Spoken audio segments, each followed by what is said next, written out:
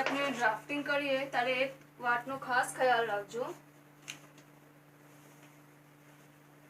જો આમ કર્યું,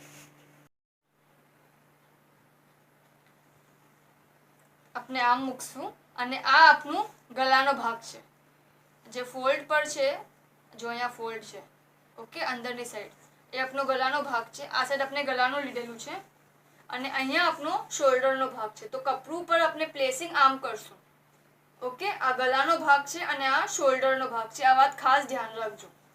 આમ મૂકશું આપણે કપડું ડબલ પર, ફોલ્ડ પર, આ ભાગ ખુલ્લો છે અને આપણે પિનઅપ કરી લેશું તાકે આપણું બરાબર કટ થાય.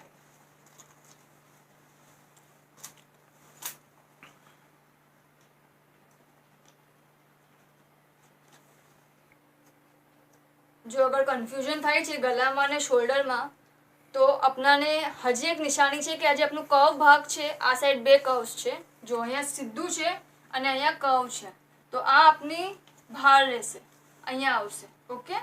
અને જે સીધો ભાગ છે સ્ટ્રેટ લાઈન એ આપણી ફોલ્ડ પર જશે. હવે આમ મૂકીને આપણે કપડું કટ કરી લેશું, ઓકે.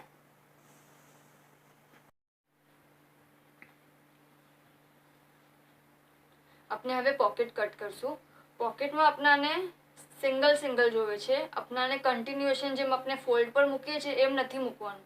સો અહીંયા નથી, આ બી આપણે કટ કરશું, ઓકે. આપણે પિનઅપ કરીએ. આ જો આપણે ડબલ લીધેલું છે,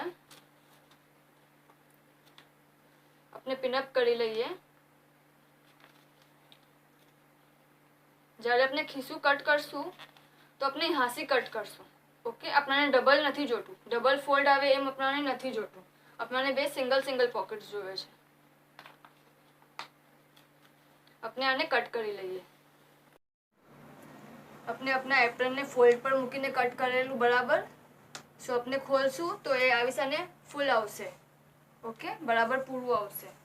આપણે બે ખિસ્સા કટ કરા, બરાબર છે. અને પટ્ટીઓ કટ કરવાનું કીધેલું, જો 3 પટ્ટીઓ રેડી છે, ઓકે. 1 2 અને 3. હવે ગલા પટ્ટી માટે આપણને હજી એક પટ્ટી જોશે.